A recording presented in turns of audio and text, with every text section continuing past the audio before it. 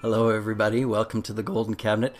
We're here with Jason Stein, our first Golden Cabinet podcast. I'm so excited to chat with you again. We had I really enjoyed connecting with you last time we talked, and I just think you're such a great guy. You can tell by your smile, you know that that Malcolm Gladwell blink is there, and after we you hear more from Jason, you'll know exactly what I'm talking about. But Jason's been an acupuncturist. He's gone through all sorts of training, everything from business coaching to teaching, integrative practice management. But I'm gonna turn it over to Jason a little bit to give a bit of his background and do it more justice than I can. So Jason, welcome. Thank you. Awesome. I appreciate being on your show, and I appreciate this is the kickoff, the first one, so congratulations. You are number one.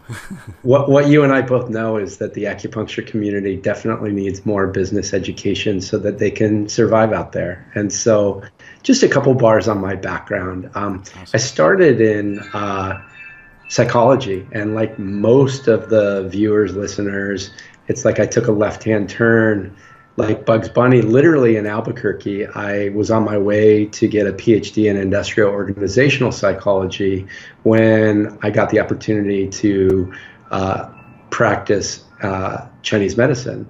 And what happened for me was that I had my own series of, it's a little embarrassing, but I had non-specific urinary tract infection that for years didn't go away. And after antibiotic and pretty invasive diagnostics, I went to a Chinese medicine practitioner, and within 2 weeks of moxa acupuncture nerves, it was completely gone. Awesome. And so it turned me on to the medicine, and I was still skeptical because I have a bit of a skeptic in me. And after the decision to apply to school, get into school, I decided I'd just go for 1 quarter. And at that end of the quarter, in the internship, I saw my story again and again and again of people just being put through the ringer in medicine. And Chinese medicine is what helped, East Asian medicine. And so from there, right out of school, I became a doctor of Oriental medicine. You know, the state of New Mexico is a very weird state in the United States where you get primary care status. Awesome. And I was given a rare opportunity to be right in the hospital. And I was, this is back in 1998, a long time ago.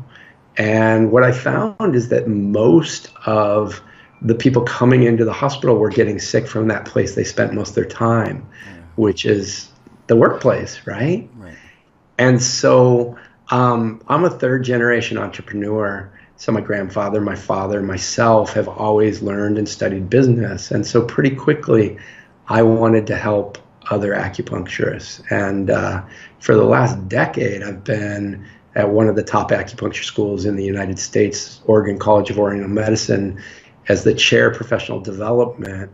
And I just left last year because I'm ready for consulting full time, and it's something I've been doing part-time very effectively. And not just acupuncturists, but healers. But these healers, we have to learn about money and business and how to be sustainable, really. So it's kind of a long intro, but I'm here today to just share this conversation about the medicines needed. It's a big solution to the problems we're facing in the medical field. Right. And you can do it. You definitely can build a sustainable practice. What a great message. Yeah, I think last time we were talking, we both are just so romanticized by the acupuncture world and by acupuncturists in general. I just it's such a stereotypically it's such a great group of folk, and they are really truly rooted in integrity and deep values that are so patient-centric, and I love that, and also very passionate about their medicine, which is the philosophy behind it and everything is just it's something that I understand we all want the world to know about, but the business side is important to get that word out there. And that, I think, is where a lot of acupuncturists maybe struggle some, and it might be rooted in their relationship with money, and maybe we'll get to that. But you've got, with your private consulting that you do with acupuncturists, you've got, and I know we got into it some last time, but your Holy Trinity, you call it, and it's, I would love you to kind of lay that out for people. So just right off the start, people kind of have an idea of your philosophy.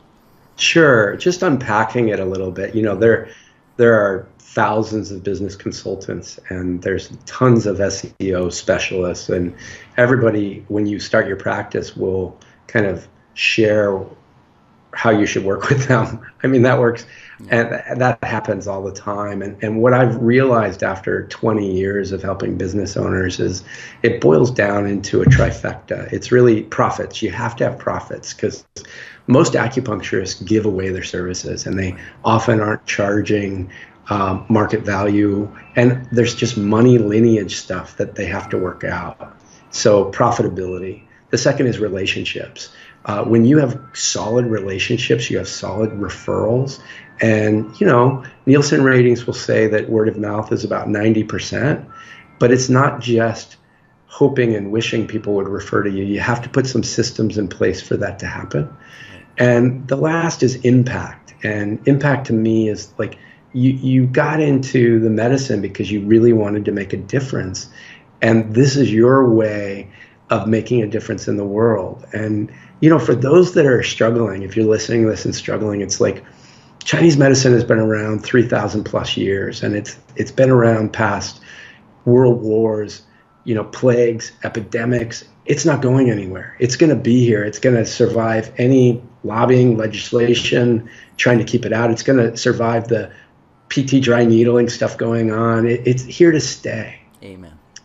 And so what you as the listener need to learn is how to engage in the business side of acupuncture in ways that don't hurt your heart, in ways that actually can be fun and playful, and in ways that are going to give you more time. Because any successful acupuncturist that I've talked to, they always have systems in place. And those systems can be the key to really having you do it in a way that works for you, rather than in a way that at the end of the week you're like, should I do this anymore? Should I go back to what I was doing before?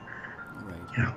So okay, you touched on a lot there, and I'll try and remember some, but I want to jump off from your second piece called relationship. Yeah. And what we talked about, just mentioned earlier, is that stumbling block of maybe, I understand it because it's where I've come from, and maybe you've got stories to share about your relationships with money. I believe our, Generation X, at least who you and I are, was brought up probably without a lot of communication between our fathers and ourselves about proper management of money and the relationship with money. And in their defense, it was passed on from, their fathers to them, that silent generation. Yeah. But I feel like, touching on how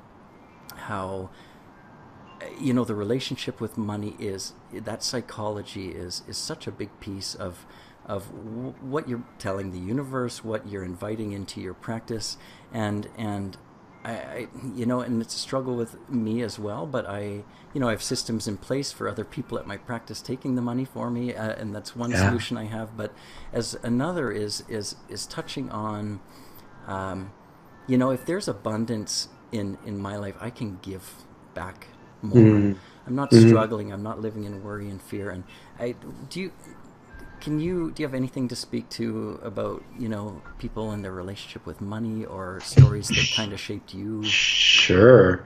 I mean, we all have stories around money, and a lot of us have this lineage issue where sometimes we're holding patterns that our parents and our grandparents held. And really, when you study money, you study the history and the origin. It really started as just transaction, and it grew out of greed. Like, we can look back at the British trading company that had a militia, right, and started to go for world empire, and then really got pushed back And, we have to think there's this balance that money, just like acupuncture, has chi. And either that chi is good chi or it gets stagnant. And we take a look at this when I was teaching, and people often kind of point at the schools and they need better business curriculum. And I, as a teacher in one of the top schools, I can say that's true. We have to continue to evolve. One of the things, though, I think we did well is we had a class just on money lineage, like really talking about what's the energetic with money. And what I did is I did an exercise. And if you're listening, this will take 2 minutes, but just close your eyes for a second and imagine a sum of money in front of your heart. It could be gold coins, it could be paper dollars, but as you imagine that, just notice how your heart engages with that. And if you played with us, just open your eyes. It can be really quick. The first time I did this, I saw a treasure chest and my heart, like I just wanted to grab the money and run as fast as I could. Interesting. And what I found from working with hundreds of students is that most people have some sort of energetic entanglement around money. And when the money pieces aren't clean, it can be really hard to either hire someone, Spence, like you, because you got to pay money to hire someone to take the money, or to take the money ourselves. And it's an internal game to start with. And if we don't work out the internal game, I don't care what systems you put in place, it'll just be hard. I mean, that's what I've noticed. Right. You've got, I thought you had probably had this parallel made in your life last time we chatted, but it sounded like I was the only person ever, but the Robert Kiyosaki, the Rich Dad, Poor Dad upbringing. Oh, yeah. And so you must have had not just the normal psychological barriers that so many of us, especially in the acupuncture world, would have with money, but you literally had two heavy influences, and one academic and one more. Oh, yeah. Yeah, my biological father, it's funny because you're the first person that named that, right. The Robert Kiyosaki analogy, and it makes a lot of sense because I've read his work, but it still didn't click that I have that rhythm as well.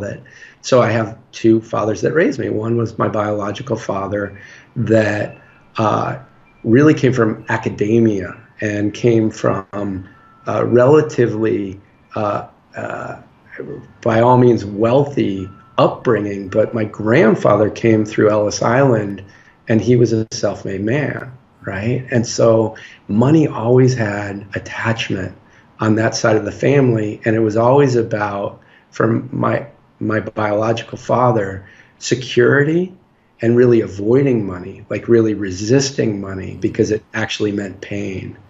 And then for my stepfather, he was also a self-made man and started on the floors of Pontiac in Detroit and was really raised in extreme poverty, and then got into real estate and other businesses. And what he taught me was you can't sit idly by because you can get laid off and things can change. So I remember just balancing these two, like you want as much security as possible, but you also have to create your own destiny. Yes. And where does that happen? And so I've had to do my own money work. And my backstory, Spence, is that I had a business partner and we were doing relatively well, and they had embezzled over $10,000 out of the business, and that they had charged up over $50,000. And so some people know this, some people don't, but I've experienced bankruptcy. And I have to take acknowledgement that the reason it happened is that I had my head in the sand and I never looked at the numbers. Right. So if you're building a business beyond you, even though you know the people, I've had two clients in the last 2 years that also had people embezzle. And you just have to be aware of what's coming in and going out. And the only way you can do that is when you have a healthy relationship with money. And you have to ask yourself this question to start with. If money was a friend or an enemy, what kind of friend or enemy would it be? Like, what's that relationship that you currently have with it? And once you start there, you can evolve it and grow it and make it healthier. So, okay, yeah. So to make that succinct for our listeners here today, can you frame, what any sort of piece of advice or some wise pearls that you would find in your golden cabinet Yeah. for that you would tell your 20-year-old self or your 25-year-old self or something? Yeah. Is there anything that jumps out at you? Yeah, I was like most of the viewers, and I just really got turned on to the medicine. And in the beginning, I just wanted to take another seminar and another seminar and another seminar. And all those seminars were clinical. And I would say to my 20-year-old self, like, really start to learn about investing and playing. And, right now, the new thing is cyber currency. And are you looking at that, or are you just waiting for it to all happen? Right. And so my 20-year-old self, I would say, you definitely have some pain and some wounding from your family on both sides. And how is it that you're going to start to engage with that so that you really, no matter how much is in the bank account, that you have a healthy relationship with money right now? Right. Yeah. Okay. Well, that's great. I mean, that, really being raw and authentic with yourself is just so key. And at 20 years old, that's far reaching, It is. It is. I've heard someone put it one way or this way once. When you're 20, your internal dialogue is, what are they going to think of me? When you're 40, your internal dialogue is, nah, I don't care so much about what people think about me. And when you're 65, your internal dialogue is, no one's thinking about me anyway, so I don't give a shit. That's great. I look forward to 65. Yeah, totally. Anyway, so that's your 20-year-old self. So fast forward to not too far in your distant past. I know you've got 3 beautiful little ones, a brand new one very recently, and a dog, the American Dream. But I know you mentioned that how instrumental Rachel was or has been in your success. Wife. Your wife, and obviously I know for me, what my boys brought me a peace of mind that I had no idea would come in life, because I now wake up every morning knowing I have to be an example. A shining example. So, what has, in recent years, and having family done for your motivation, for your fire, for your passion, or how has it changed things? Or Yeah. So there's a couple of things. And one is, once you have children, like I have a 14-year-old, a 10-year-old, and a 1-year-old, and it's really interesting because you'll see the patterns come out. And for me recently, the holidays are coming up. And in my 30s, it was like, let's spend a lot of money. Let's get a lot of gifts. But it really wasn't the essence of the spiritual nature of, Christmas, and what it really is about at a kindness level or at a charity level or being generous without just more material goods. And so I think a couple of things have shown up for me. One is, when my son turned 1 in September, we had just a small dinner, and we gave him one probably $3 toy. And he was excited, and everyone enjoyed it. And I think that around the world, many acupuncturists try to live a life outside their means. And I don't know if you experienced this, but as I was teaching, I always found it interesting that these students were taking out just a tremendous amount of student loans, which I can respect, investing in your education, but then they would go to eat and they would go out, and their grocery bill was more than mine when we were comparing budgets. And so I think that there's a balance once you have family, of what's most important. You know, one of the reasons that I left OCOM is that I wanted to be remote, and I'm 100% remote now. And my wife and family are going to London for 5 weeks. We're going to work on the road, and this summer we're thinking about what would it be like to work on the road to go coast to coast. And so you get to play in that way when you understand where your money is, how much you have, and what you can do with it. Yeah, freedom. Hey, I mean, Yeah. I know this is why I got into acupuncture, or Chinese medicine. I believe that it was some sort of, and it is turning out to be that, but it was a rude awakening to figure out that it actually wasn't right off the bat, but that it was a path to me being in charge of my own life, you know, Yeah. doing what I loved, you know, and I quickly realized that, you know, you had to, I did the same thing. I was really quite successful right off the start, you know, and had a lot of money, had a lot of debt, and because I didn't have that relationship with money or good teaching, I had, you know, financial struggles, you know, like yourself, and I think that's probably one of the best places to learn, unfortunately. But you know, moving forward now, it's with family, and that you're right. It's just you know, and if maybe that's advice to your 20-year-old self, you're gonna reprioritize like this. So yeah, I guess now is a good time to play, but it's also a good time to think about your future. So I thank you for that. I just love family stories because to me, my practice is based in reproductive medicine or fertility, Hmm. and I think nothing is more important than family. And Hmm. all of my motivation is for freedom to spend more time with them. And Hmm. I know that in you, and I think that's why we probably resonate so much. Like Hmm. hanging out with my little dudes, my wife is like just so fun, and I love every second.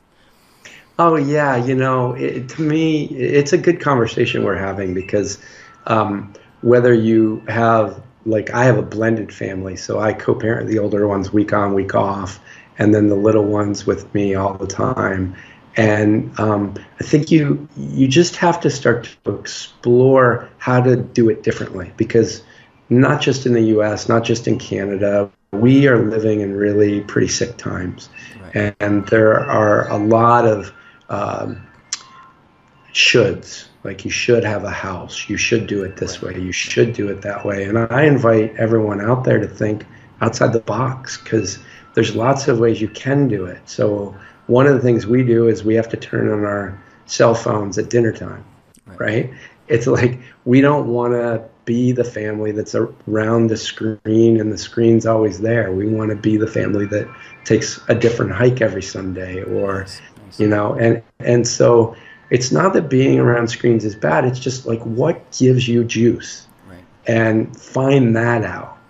And I also believe, you know, if you have had a marriage or you're in a relationship that's not working, I've been there too, and I have hope for you. Like you really can have love in your life and surround yourself with environments that are not only safe, because I noticed that the acupuncture students that I've met, they need some safety. There needs to be a container of a place where they can explore, but other people have their back. And bringing that full circle, Spence, into my family, we have a saying, and it's like, we have your back. So my older has the middle and the younger's back. And it's like you have to have people to have your back. And if you don't have that, like get a coach, get a peer mentor, get a advisor, get someone in your corner, because doing it alone sucks and it generally doesn't work out. What a great segue and great topic to touch on. Doing it alone. I mean, Oh. that is, you know, I one of my first teachers in Chinese medicine school's name was Dr. Liu Feng. Uh-huh. Such a character. I love him to death. He's still around. He's great. Um, he said, uh, you know, you need to do these things together. You know, you need to learn from people. You can't do this alone. He's like, too many TCM people are TCM monk. Don't be a TCM monk.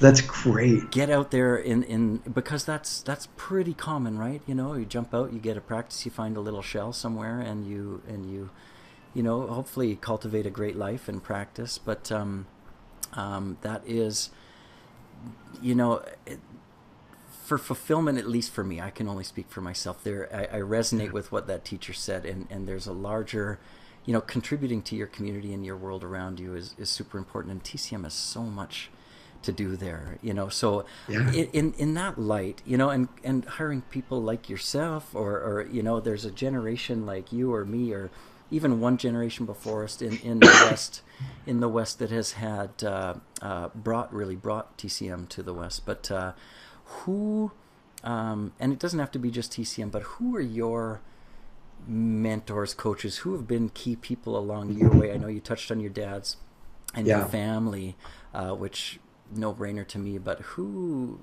could who helped you out? Yeah, that's a great question. When I was first coaching, I was coaching alone, and I did okay, but I was really kind of stalled, and I was really needing a team. And the first individual that really helped me out was Mark Silver, and Mark owns a company called Heart of Business.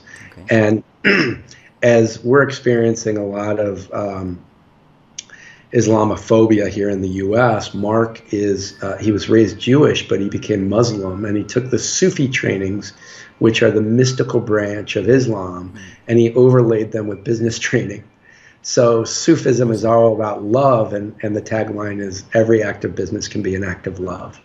And so yeah, it's a relationship, right? Mark was a great mentor to me, and I ended up working with Heart of Business for 7 years, learning their system, and just really getting how the ultimate spiritual path is the place you spend most of your time, and that's in your work, really. Yeah. And the more you can engage in it, it's really interesting because Spence, most of my clients have some sort of spiritual practice. It's like yoga, meditating, getting in nature, and all of them have a business.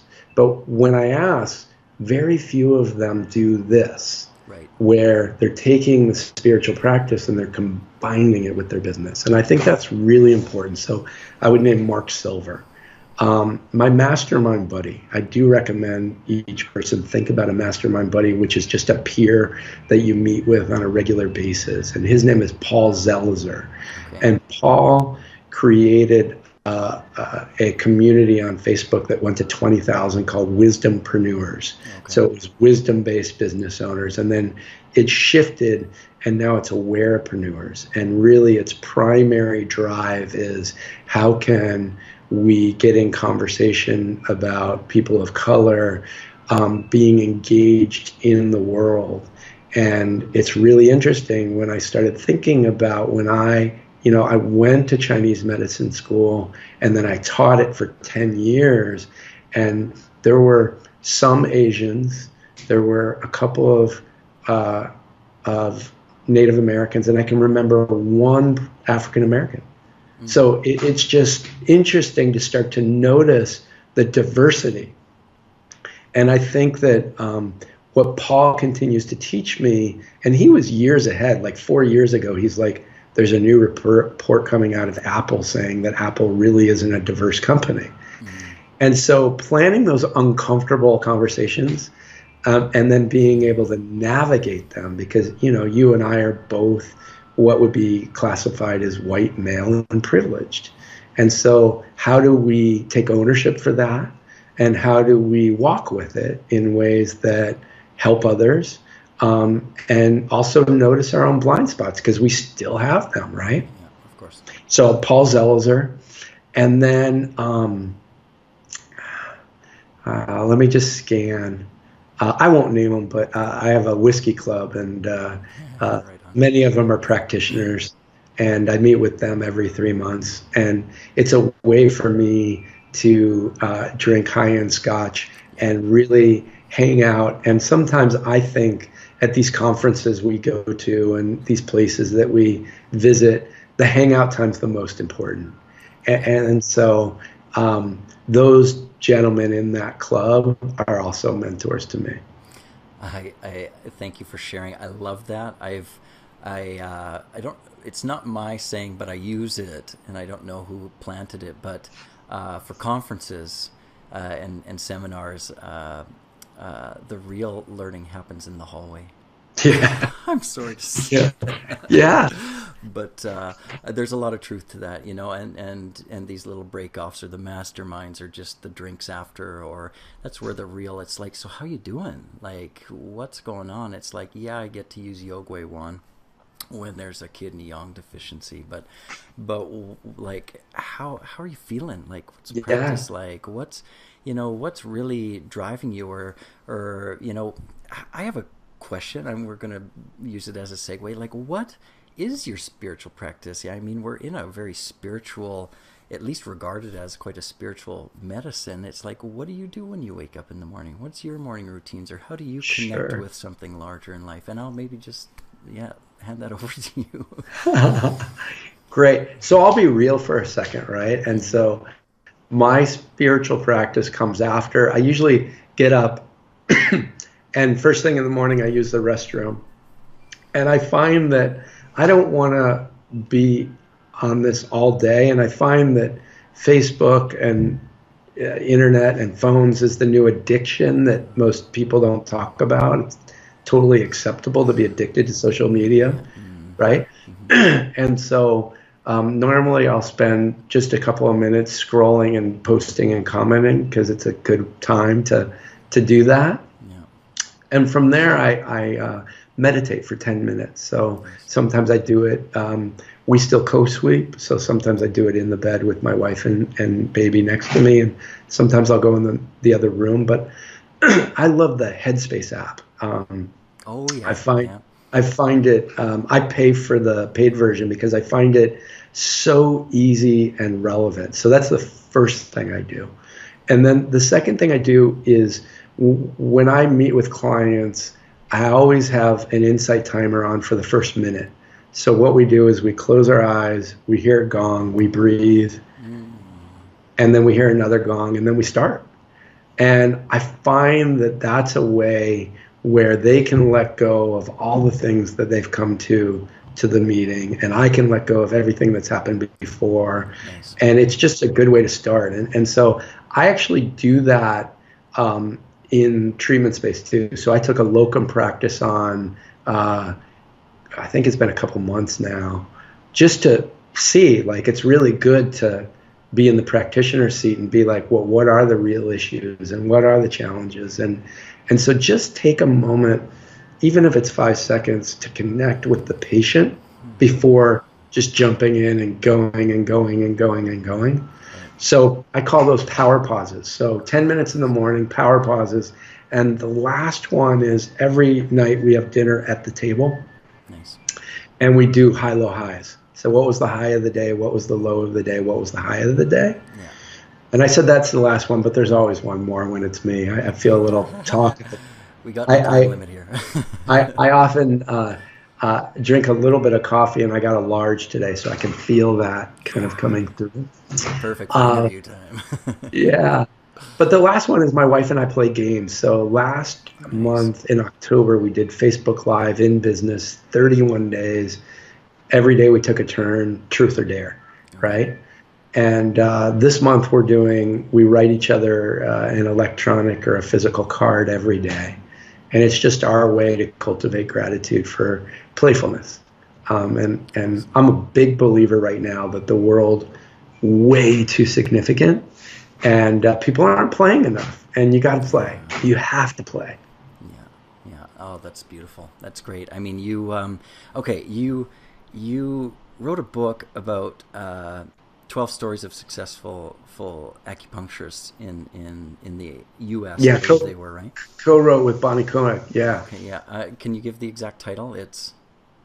I hope so. Untold Stories. 12 successful acupuncturists in the new millennium.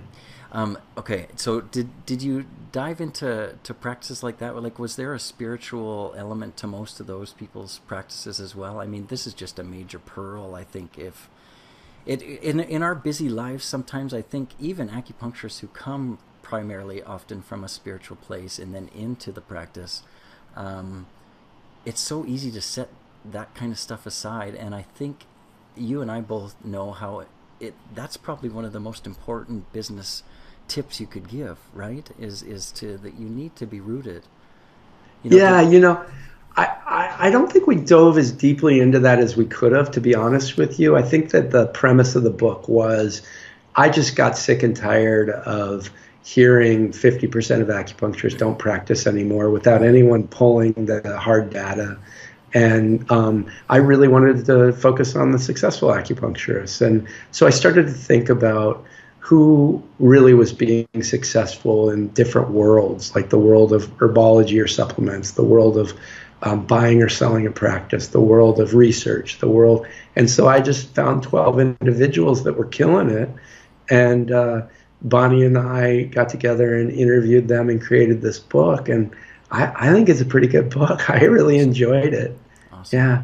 I will put links to that, and you've also in the show notes, so everyone can get at that. And you also have developed something called meditation in the workplace. Can you tell? Oh, man, you're a show host that does his research. Well, man, you're doing good stuff, so I want people to know about it. You're going back in the day. That was 2004. Awesome. I'm a natural networker and collaborator, so. I'll tell just a brief story that this year, what I did is I pulled all of my current clients and my past clients, and I put them in a Facebook forum together. Mm-hmm. And what I realized was, wow, this is amazing, because what you're saying about going to the conference and being in the hallway and being real, what I'm noticing is how much people can support each other when there's a container. Mm. And so there's conversations like a recent post about a woman just noticing things with her ovulation, right? Mm-hmm. And there's another client of mine that's like an ovulation specialist. It's what she does. And so all of a sudden this dialogue happens. And as opposed to me knowing all things at all time, which doesn't happen, I can be the facilitator. And so meditation in the workplace, I realized that everybody was doing meditation stuff, but no one was doing it in the working environment. So I collaborated with some of the top people that I really enjoyed. And I had them do one meditation for a workplace experience. And I put it together back then, 2004, we're talking about CDs. And so I think I think you can get it on CDBaby and iTunes. If awesome. We'll find the link, we'll put that too. Cool. That's awesome. It's funny you bring up the CDs. I working together with people, maybe we resonate for some different reasons as well. Have you done, and this is a good topic a little bit as well. There's so many of those systems for profiling people, and I've done it with my staff and team and different people and myself, from actually disc profiling. I think that Tony Robbins purchased. And I recently did one, not that recently, but about a year ago, I did one called, I think it's Colby Index. And it identified me as a person that is very well suited for being able to communicate between the layperson and the researcher, or just to be able to interpret things for people. And I'm wondering if that's you as well, because it sounds that way. It's interesting. The only surveys I take these days are like Facebook, like what 80s pop star are you? And the reason being is that my mom has her master's in psychology and was a clinical tester. Yeah. And so like at age 10, I did like MMPI and 12 Rorschach and, 14 Myers-Briggs. And so, I've been assessed. My biological father's a sociologist. So together, I've had enough analysis. Yeah. And I think that those tests can be incredibly helpful when you know how to use them. Right, so Myers-Briggs, we really are different and we have different wiring. And so when we can figure out how to use that wiring to our advantage, like if you're an introvert, there are certain ways you can market your business that can totally work for you. Right. And so using it as kind of a map for what we can do. Right. Yeah. It's nice to highlight your strengths or nourish deficiencies. That's Chinese medicine, right? It's when I read it, I was like, oh, it just kind of made me kind of realize it's like, yeah, that's is what I can do, and I feel like, wow, that's great. Now I can identify that strength. Yeah. I mean, because it's and maybe as far as strengths and weaknesses are concerned, then what in general then have you seen over the years as being the strengths in our industry, or in people in our industry, and the weaknesses correspondingly? Yeah. So I would say the biggest strength is leaning into the medicine rather than our egos. Like the medicine is so powerful and it works so well. Right. And so just leaning into the lineage of the medicine is a huge strength. The weakness, just money and the poverty consciousness that a lot of our community struggles with. And so, and the doing it alone, what I find is that if you need a contractor, if you want, like, I found a HIPAA way to do testimonials, like all that stuff's already done. You don't have to recreate the wheel. Right. Like people really want to help you. They want to help you succeed. Yeah. Well, that's good to hear. Sometimes it's easy to get down on the other side, and that another great question. I mean, when times are tougher, and we've all had them, we have them probably on a daily basis, challenges, difficult times, the clinic schedule is spotty, the whatever it might be, you're trying to run a business in the clinic, and maybe your relationship is having a tough time. What have you found that's gotten you through tougher times in life? Like, is there anything you can touch on there? Yeah, it's always been community. Community. It's always been my community. Right. I know that there's been books written, and check yourself out of who you surround yourself with the most, and are they raising you up or are they putting you down? Right. And for me, I've always had lifelong friends. I've always been able to travel the world and meet new people and develop relationships relatively quickly. And so that's part of it. The other part of it is the spiritual practice. Like when I went through my own upheaval with divorce and bankruptcy at the same time, I had Pema Chodron on like repeat at night. I fell asleep listening to Don't Bite the Hook, like again and again and again, because it's so easy to get plugged in when things aren't working, right? Yeah. So easy to think that it will always be that way. And one of the biggest lessons that I've learned in the last 10 years is most entrepreneurs, if you're like me, are anxious and you get anxiety sometimes. And for me, what I learned is that there's a beginning to anxiety and an end to it. And we have to remember that when we go into it, because it's easy to think, it's always going to look like this. It's always going to be that way. So just remembering that there's a beginning and an end, and it all changes. Right. Because I have a lot of younger practitioners at our clinics. You end up being, and my wife as well, because she's been really heavily involved, Chantel. She's been the mama bear of the clinic, and talking to the younger girls about relationship, all kinds of things, and I same on the other side with myself, and I find myself as I get older, maybe wisdom slowly sets in, but I've come to a conclusion, at least at this juncture in my life, that wisdom must have something to do with, as you're imparted with it, you're granted or gifted with this ability to rise above situations, look down on them, and go, oh, that's going to end. Yeah. And give perspective maybe is a simpler way of putting that. But and I loved what you touched on, because you mentioned that you had been to a UPW. Anyone who hasn't just has to go to a Tony Robbins event. It's just epic and crazy, but you'll be sore and tired. But he talks about, went to a number of years back, I went to a week-long business mastery of his, and it was phenomenal. Loved it. Yeah. Zappos was there, all kinds of great people. Yeah. But he probably one of the things he repeated more and more, or more than anything else at least, was he called it the power of proximity. And I call it my support group, and you called it, your community. He boiled it down to the 5 people you likely, maybe we'll exclude our children, but the 5 people you spend the most time with in life is who you'll become.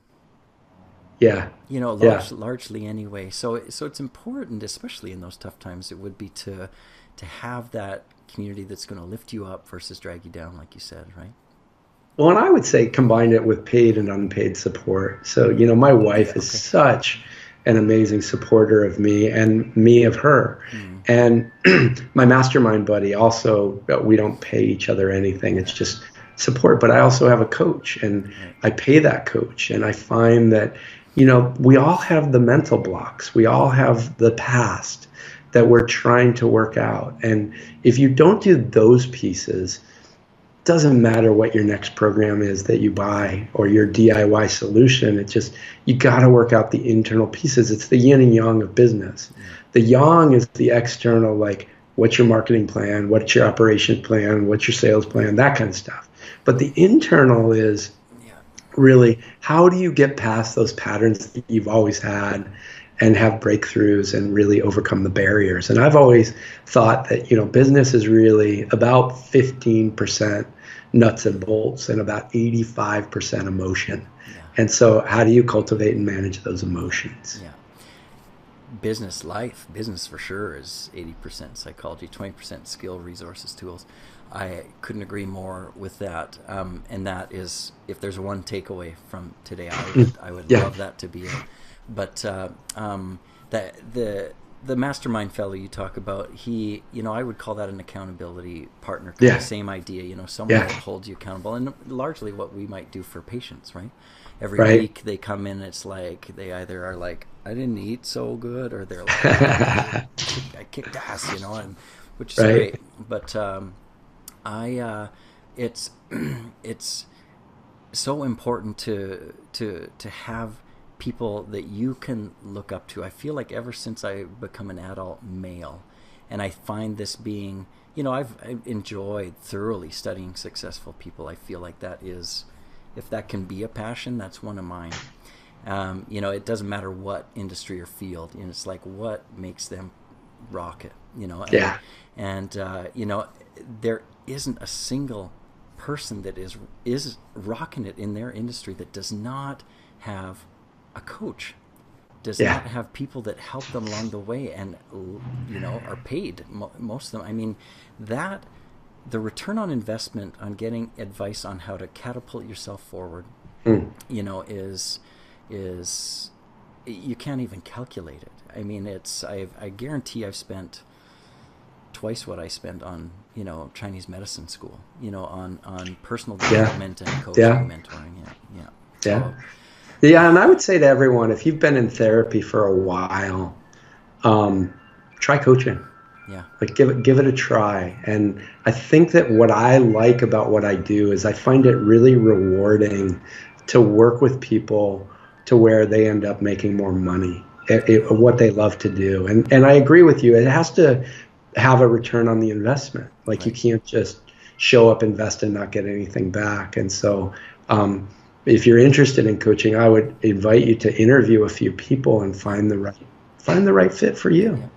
That's what I love is, I was talking to Michelle Grosick, and I know she's awesome. I love her, and we'll get her on the show here too soon. I know she's in Thailand living it up, or Indonesia. But she's great, and I know she's worked with you, and she sings praise, and it's obvious why. I mean, I know you could help so many. But we've spoken about, it's nice. There's a collaborative. There's a knock. There's a knock at the door from the postal guy. I wasn't expecting this, but I think he's not going away. Yeah, go grab it. I apologize. I got something to say quickly. All right. Okay, there is a. We'll wait for Sorry, Jason. I'm on a podcast. But actually, I'm going to wait for him to come back. Maybe I've got a joke in the meantime. No, looks like we're going to get him back quicker than I have to pretend to be a comedian, which I am not. All right. Oh, okay. Well, maybe my what else can we speak to today? I just so I don't lose track of what I was about to speak about. I'm gonna also try and get everything that we've chatted about here today with Jason into show notes. There'll be this whole interview will be transcribed, so I'm so sorry. It's so okay. Sorry. I tried to entertain. I tried to think of a joke. It's not my forte. Yeah. I'm like, how much time do I have? Then you ran by. Anyway, where were we? You were talking about mentors, and you were talking about mastermind buddies, and then that led to somewhere. Yeah, that led to somewhere. Damn, everyone listening remembers except me and you. Like, we're going to have to call this the Two Old Guys show. Yeah. Oh, damn, we forgot, like, on the Muppets show. Oh, it was something about... Oh, Michelle. Michelle Grassick. Okay. We were discussing this... there seems to be a bit of momentum. Jeffrey Grossman's been instrumental in that some, and we'll get him on sometime too. But this hive mentality that I hope is catching, and I know you have it, Michelle, myself, that what you just said, it's like interview some. It is so important that you work with people that this was important to me, that I worked with people that were living the life that I kind of wanted, because that to me meant that they had figured out what I need to figure out, and I want to learn from them. Yeah. And there's so many great, coaches and consultants, whatever, popping up, in our industry now that, and they're also, so far that I know, so passionate just about helping, people succeed and get the gift of acupuncture out into the world. And so I'm excited that, people like you and Michelle exist, and Alyssa Dezette. There's lots of people that are up and coming, and I would say, let's all do this together. Yeah, right. Exactly. It's not about competition. Yeah. Just like acupuncture, it doesn't matter how many acupuncturists are in your city. Yeah. There's enough. There's enough for everyone, and we really. Where I am, like, I think Michelle is amazing, what she brings. And so check it out. Like, what's your next? I would just say 2018, budget some money for support. Yeah. And then, as opposed to go to the next Tong seminar or, whatever the next seminar is, get some business support. Yeah. And, that's what I'll say. So just so there are some more simple pearls. There's been so many, but simple pearls, like that would be my number one, and maybe your number one. It's like if you came to the Golden Podcast to get practice growth, pearls of wisdom, that to me would be number one. But any others that you're or things that you think acupuncturists are doing that they should stop doing, that will help them grow their practice. Just some practical tidbits if you've got any. Sure. Oh man, I can be judgmental sometimes. So I'm trying to figure out like what would be valuable. And that's just my own, like, we have to start to confront our own dark side. And so what I would say, stop judging other acupuncturists. Mm-hmm. It's just, what I find in this field is everyone's so opinionated about how everyone is doing it, where there's so many ways to do it. And so if you do working class or community acupuncture, fantastic. If you do really high end, fantastic. If you're charging people $300 a month and your patients are, or a session and your patients are happy, fantastic. How can we start celebrating each other more than blaming each other and saying that the way that the schools are doing it is wrong, the way that people are doing it is wrong? Like, so that would be my number one. Okay, awesome. That's great advice. What's your take on social media? I mean, in my opinion, I think people are putting a lot a little too much weight on it, but Yeah. I would love Sure. because it's return on investment. Just Total return on investment. And so when I teach about social media, it can be used for forces of good or forces of evil. Right. And it will either bring you patience or it'll suck your time. And the answer comes down to your strategy. Right. So if you're using it without strategy, you're going to find that you don't like it and you really wish you didn't have to do it. The last thing that I'll say is that most people are going towards Facebook. So just think outside the box. Like, there aren't a lot of acupuncturists on Instagram. There aren't a lot of acupuncturists on LinkedIn. Mm-hmm. And when I mean aren't on it, they're not using it as a strategy. Right. So think about going where there's less people, because I think that can be a valuable tool. Yeah. I definitely think more acupuncturists would really benefit from going to LinkedIn and doing regular articles there, especially for working environments, like why people in the workplace would want to consider acupuncture. Right.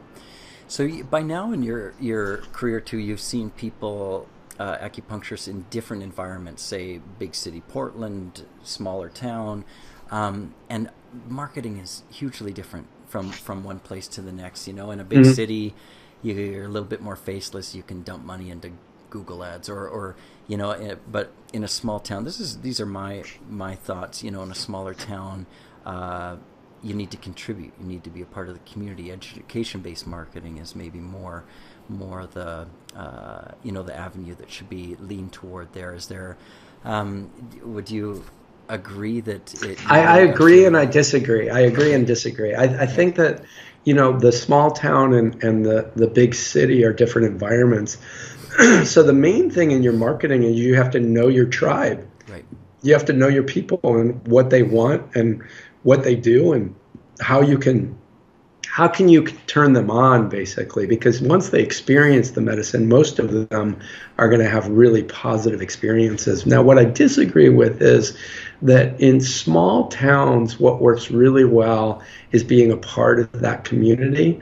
And I think that's true in big cities, where if you just think about your zip code and you become the best acupuncturist in that zip code, no matter what zip code it is, I think that you are going to have really a lot of clients. Agreed. Yeah, I guess, and I totally agree with you. I think what I meant more was that education-based marketing is more, or being a part of the community is absolutely essential in a smaller community. But in a bigger city, there's more options for your marketing. But Absolutely. I've run zip code searches for our clinic in Vancouver, and if I ask my practitioners, there's we have people coming from Squamish and Kelowna and Hope and all these places around. But if I run the actual data, it's our zip code. Yeah. And you said it exactly. We call it a postal code here in Canada. But that's great. I can appreciate that a lot. I'm going to let you go here pretty soon, but I'm going to ask you if there's anything else that you wanted to add. But if you, when you're working with someone, or maybe we could even back it up and look more to the big picture, okay. What do you think, and this is kind of my little segue into specialization and finding your tribe. I think that's important there. I'm an advocate for specialization in our field, but what do you think the future kind of holds, if there's any macro trends that we should be looking out for? Should we be accepting Bitcoin? Should we be, trying to delve into how technology could help our industry more? What kind of disruptors or trends might there be?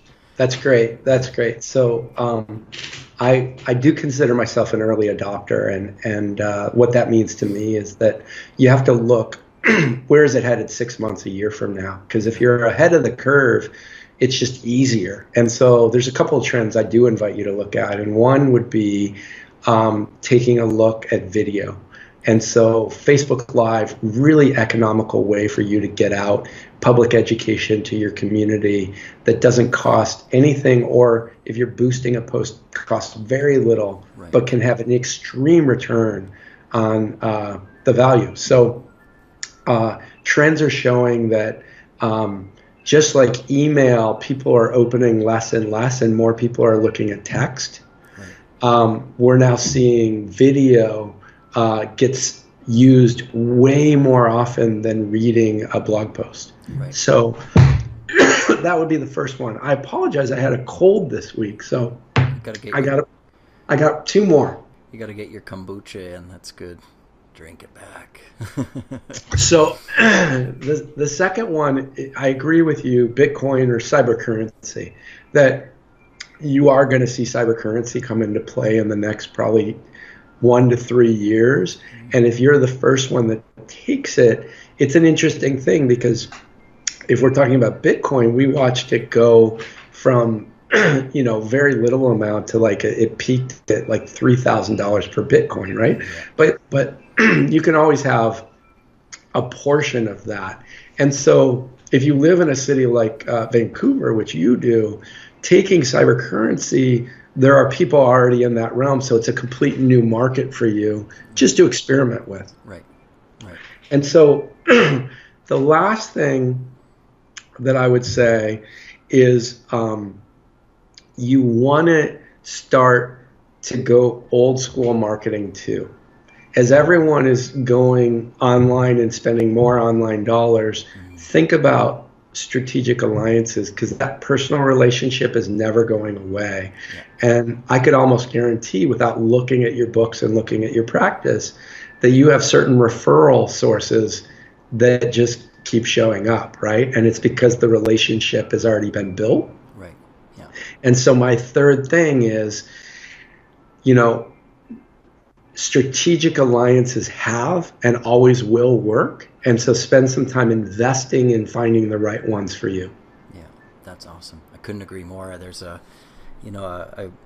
showed my course. This isn't shameless self-promotion, but in the Golden Cabinet. Yeah. And she emailed me. I was just like, what do you think? She emailed and she's like, I'm going through your Strategic Alliance course, and it's great. I've started the spreadsheet that you talked about, and I'm like, she says it's great, and it's true. I mean, anyway, I couldn't agree more. Old school. Well, I can plug it, because I'm not you, and I can say that I've got into the back end of the Golden Cabinet, and that what people need more are the templates and the systems, and you've done a good job of just laying out the curriculum of it, so it's not just conversation or this is a good idea, but the worksheets and the drilling it down to have people do the work. Right. That's really valuable. So I don't know when that launches, but once it's available, I do recommend that people check it out. It's live now, and this will be the first podcast, but I'm going to wait to promote it till my checkout is sending login information properly. Okay, it's okay, good.